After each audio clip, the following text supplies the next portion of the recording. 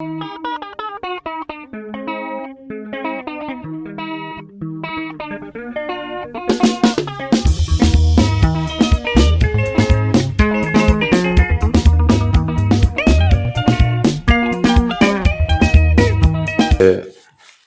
are here to present our position as regards to the ED 2030 agenda, and we do believe we would want to share this with the nation. Ladies and gentlemen, esteemed members of the press and fellow Zimbabweans, I stand before you today as a leader of the MDC Tsvangirai Party to address the pressing issues affecting our nation today. Before I go into detail, I want to capture the background of our independence and freedom. We are not the first group of people to talk about independence, talk about freedom. We are probably the fifth generation that is talking about the freedoms of this country. The first group of people that waged the first Chimurenga in the 1890s was led by great leaders such as Vanambuyane Handa, Vanakaguvi, Vanalobengula, Vanamapondera. They were fighting for the white colonial dominance on us. They were fighting for the independence and the freedoms of the Zimbabweans. So many leaders and so many people perished during that struggle. They thought they'd won, the whites, when they defeated us. But with no time, in the 1970s, the second Chimurenga was waged against them again. Which means the people of Zimbabwe remained resilient and determined to acquire independence and freedom. The struggle was led by known people like General Tungo Gara, General Lukot Masuku, Vanababa Leopold Takawira, Vana Jason Ziapa Pamoyo, under the ambit of the Zanla and the Zebra forces, and many others that were part of the leadership. And a lot of women and boys perished in Mozambique, perished in Zambia, perished in Zimbabwe, fighting for their freedom and independence. They did not lose everything. They got the independence in 1980. 1980, we celebrated in Zimbabwe here for the independence that was fought by Vanambuyane Handa as well as the General Tungara, na Joshua Nkomo na Mugabe. These gentlemen, they were looking for one thing: to free their people of Zimbabwe, to have the Zimbabweans enjoy their freedoms, to enjoy their rights. In 1980, we got the independence, but we never got the freedom. You remember from 1980, a lot of people were perished, were killed. Remember the Gukura Hundi? They didn't give us any, it was trying to block the freedom of the people of Midlands and Matabeleland. Remember the Mrambatsuna issue? Remember the violence during the elections? People who died all over this country. Women were raped. Homes were burnt. That was against the ethos of freedom. The Zimbabweans again regrouped in the 2000s under the leadership of Morgan Tsvangirai, Gibson Swanda, Isaac Matongo, and many others. And he waged the mass democratic struggle for the freedoms of Zimbabwe. A lot of people died throughout the process. A lot of people were arrested, tortured. So many things happened which were against humanity under the governance of Zanu PF. It didn't go in vain. In 2018, a constitution was then adopted around February 2013. After the Zimbabweans assembled all over parts of Zimbabwe to contribute towards their sacrosanct document, the constitution. In that constitution, we had certain clauses that we said these clauses will never be tampered with. Those clauses that touched the hearts of the Zimbabweans. It was Section 4, Bill of Rights. Section 16, Land. Section 91, 95, and 328. To make sure that we shall never ever again have a long distance lead. It was to deal with Mugabe, who had been in power for almost 37 years. And we learned from that abuse. Hence, we then wrote a constitution making sure that we will never want to experience another long distance lead again. I'm surprised. This gentleman was also part of the people that wrote the constitution, E.D. Mnangagwa. He was there. E.D. Mnangagwa was the victim of the long distance leader. That's why he had used force through the military for him to get the power. Because he was pissed off by the long distance leadership of Mugabe. We thought he had learned. We thought he knew that people of Zimbabwe cannot entertain it again. He is currently leading ED, the mutilation of our constitution. And he's making a very big mistake because he's touching at the clause which we all must protect. That is Section 195 and 328. To extend his term as the president of Zimbabwe. He took part of Mugabe's period. He is now serving his 10-year period. He wants to add 2 more years to make them 13. We are saying no. We cannot afford that. As Zimbabweans, us as MDC Swangirai Party, we are not prepared to accept that nonsense. This 5 years, 2 terms, which was set in the constitution, has been adopted as well by other countries in the SADC. All SADC countries today respect the 10-year term. In Mozambique, in Zambia, Malawi, Kenya, Tanzania, Namibia, Zambia, Angola, only Zimbabwe is the country which is going against the 10-year term for the president. What's special about ED? And what's special about Zanu?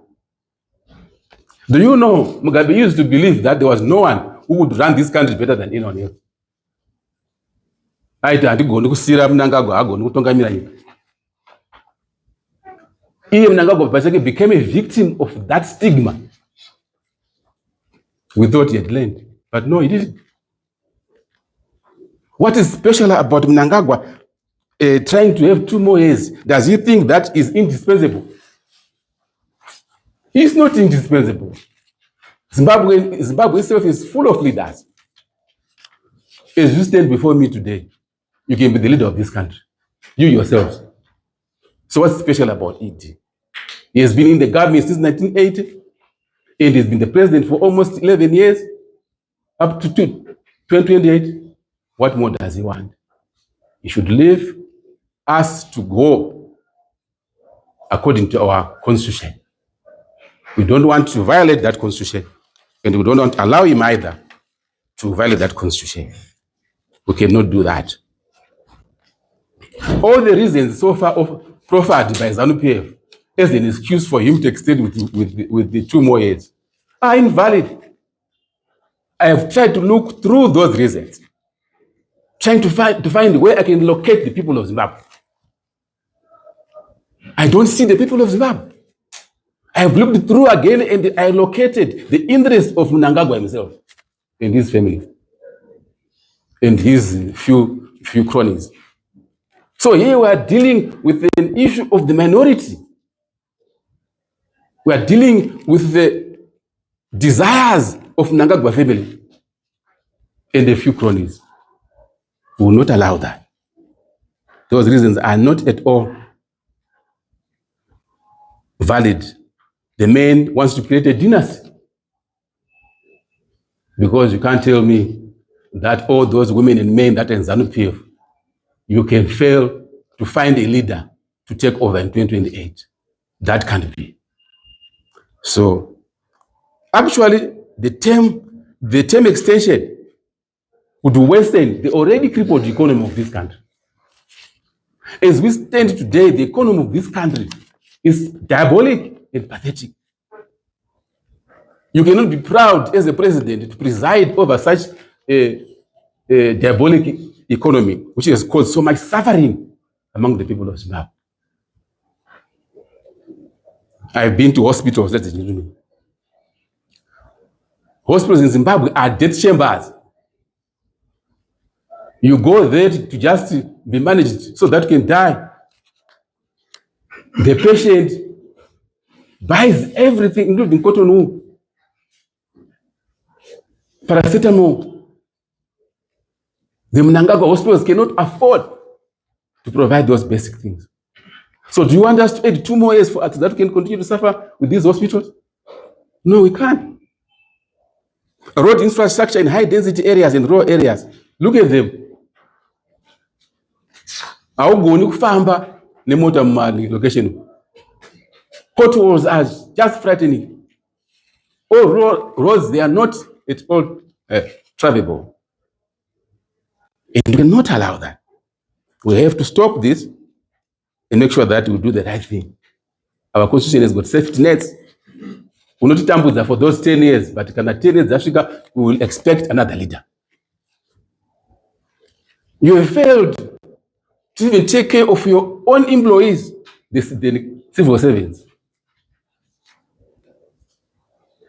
Ask any guy in the barracks, in the army. They are crying because they are paid nothing. Ask any guy in the CIO. They are paid nothing. Any guy in the police service, prison services.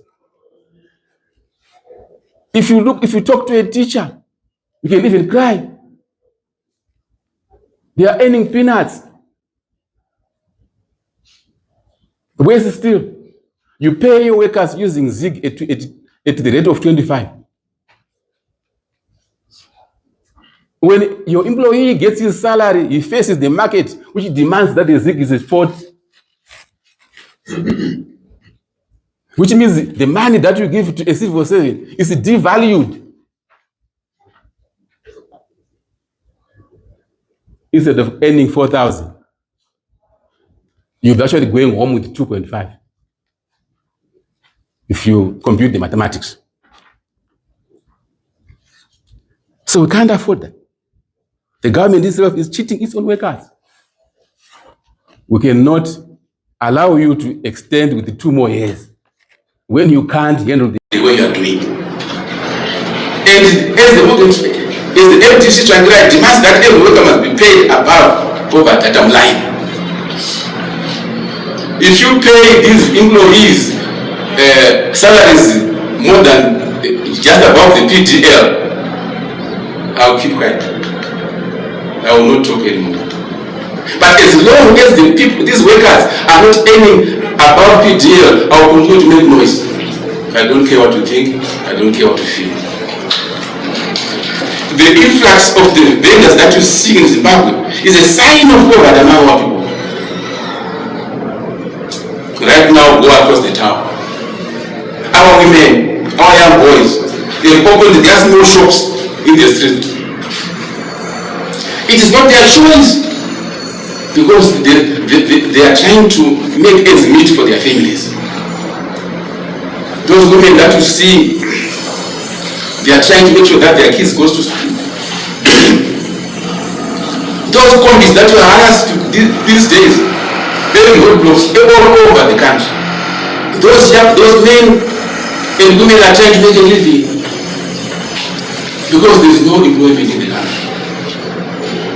Those witches that you chase all over the city, they are trying to make a living. If they don't do that, their families will perish and die. Those who shika that you arrest almost every day, they are trying to send their kids to school because there is no employment. Those fishermen that you see in the Chabata, Don't harass them, because if they don't fish and sell fish, they won't be able to feed their children, and their families will die. Stop harassing them. What do you want them to do? You fail to provide an environment which is conducive to job creation. So stop harassing them. What you must do as a government is to create employment first. So I call upon the government of Zimbabwe and the country of Arab to stop harassing vendors.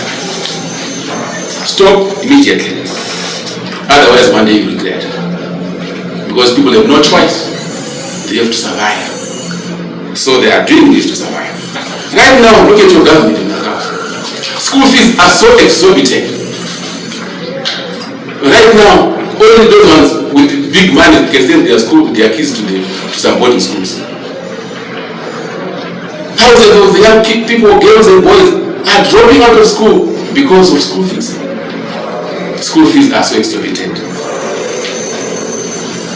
You are presiding over a very weak currency, which you as a government don't even want.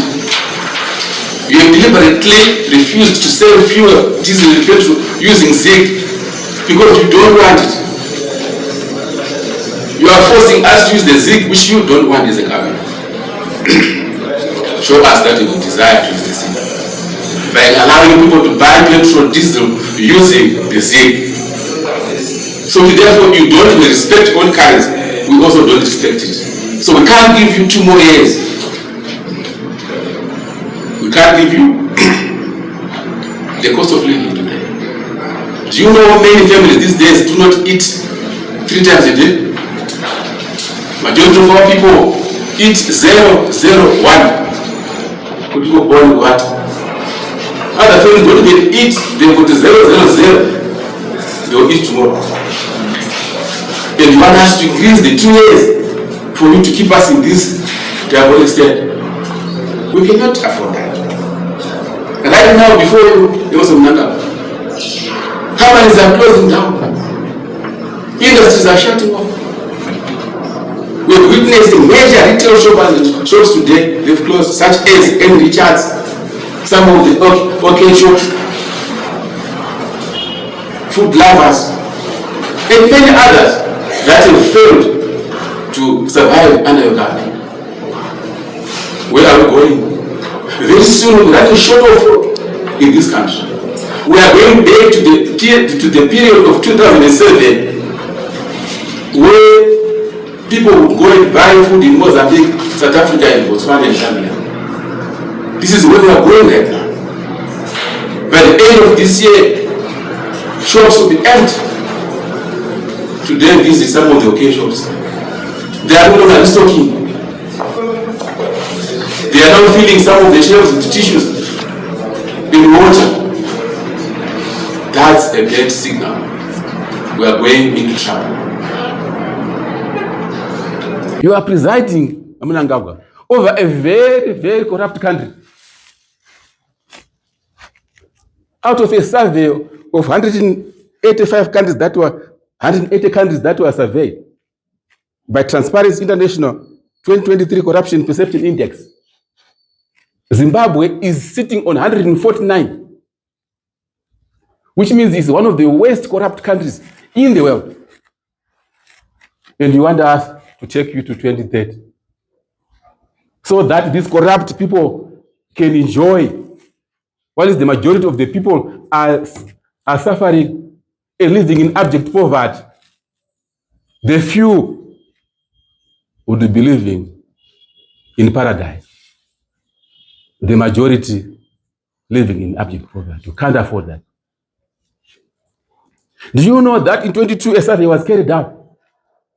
And Zimbabwe was found to be one of the most miserable nations. A sum total of countries' inflation rate, unemployment rate, and interest rate.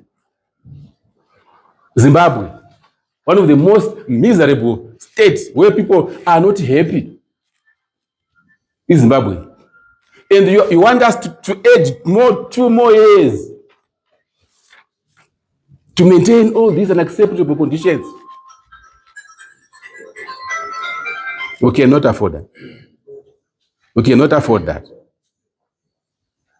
This country is not even enjoying what we fought for in the liberation struggle. Our political rights are violated. People are not allowed to do rallies. When you go for elections, a party can have about more than 200 rallies, all blocked by you and your police force. The basic rights that we should always enjoy in Zimbabwe, political rights, we don't enjoy them. And you want to add 2 more years for us to suffer after that. We need that freedom. We're not getting it. People are arrested unnecessarily. The example was one Job Scala, stayed in prison for almost 2 years. And the court found him not guilty. When Amos Shibaya been arrested over and over again. That's pathetic and unacceptable. And we cannot add 2 more years for us to go through this. We need our freedom. We need our freedom. We cannot continue to be led by a leader. Do you know this country? The mental health state is very high. 40% of the Zimbabweans have got mental illness due to depression because of the economic challenges. So do you want us to add 2 more years so that our people can continue to suffer? This number will increase 40%. We'll be running a country of people that are not normal. And we can't afford that. 2 more years as written because our people are already living in depression. Drug and substance abuse, gambling, which is causing GBV. We can't do that at all. Our people need to be saved. We don't want to go through this again. Abject poverty in this country is above. There are huge number of people that are living in abject poverty. More than 6.6 million live in abject poverty in this country. 49% of the Zimbabweans today live in abject poverty. And you cannot appreciate, we cannot accept this kind of a situation to prevail. We cannot at all allow that. Unemployment in Zimbabwe is 85%. And you want to add 2 more years. We can't accept that. We cannot at all.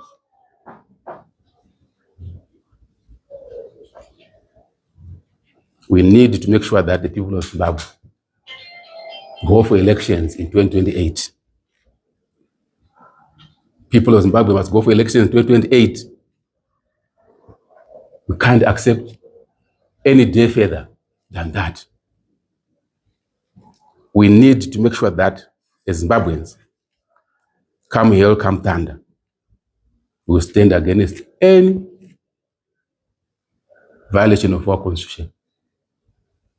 Even by a single day, you can't fall.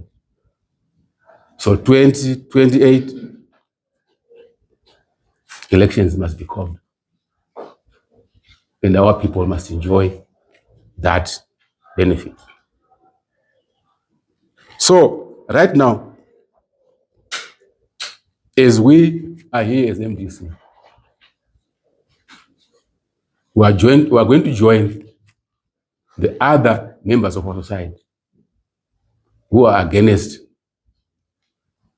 any attempt to run away from 2028 elections. We are going to join other people and we want the people to come together so that we defend ourselves. We will not allow it as MDC. We want the people to be given the opportunity to vote in 2028.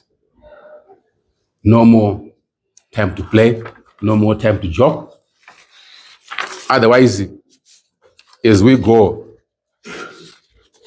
we are prepared for anything. We are prepared for any penalty. We are prepared for anything that comes to us. We don't mind. If it means we will perish, we'll be arrested, we'll be poisoned, let it be. Jesus Christ died for us of all. We are prepared to die for the people of Zimbabwe as well. I'm not saying we are Jesus, but we will imitate the cause by Jesus, which we all know.